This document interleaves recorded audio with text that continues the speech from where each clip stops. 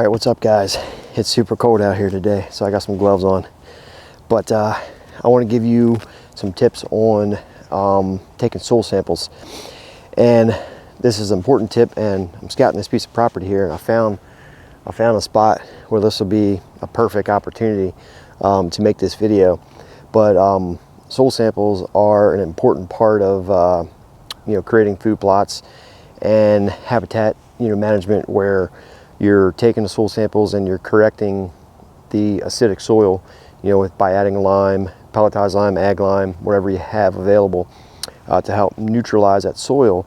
And what that does is frees up a lot of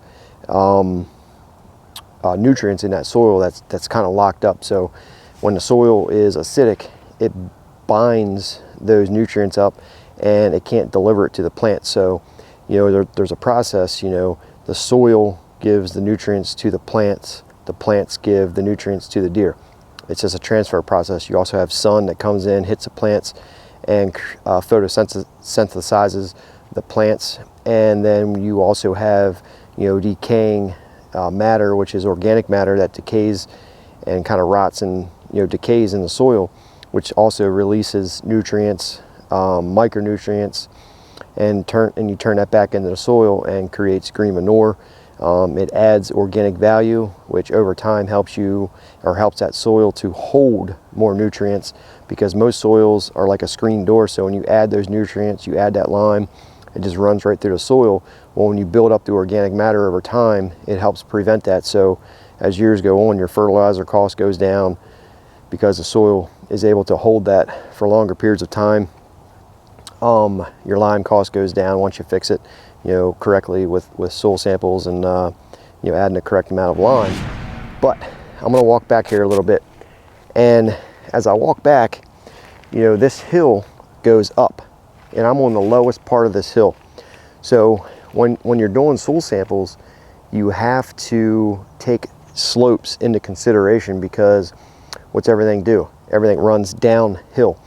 So on the top of this hill here, where it crests over at the peak, you're going to have a lower nutrient value than you are down here, because all the nutrients in that soil, because you get runoff, runs downhill. So the nutrients right here in that soil is going to be higher. So if you were to take a soil sample up there and then down here, it's going to be totally different. In reality, you could take it 3 feet apart and it may be different. So when you're fertilizing, granular fertilizing, when you're broadcasting that seed out, there might be a seed here, seed here, seed here, and seed here. Okay, they might be 6 inches apart or so, just in theory. When you fertilize, okay, you're putting a granular fertilizer over here, granular over here, granular over here. There may be a N over here, a P over here, and a K over here. So not every seed is going to be able to reach every single granular piece of fertilizer, if that makes sense.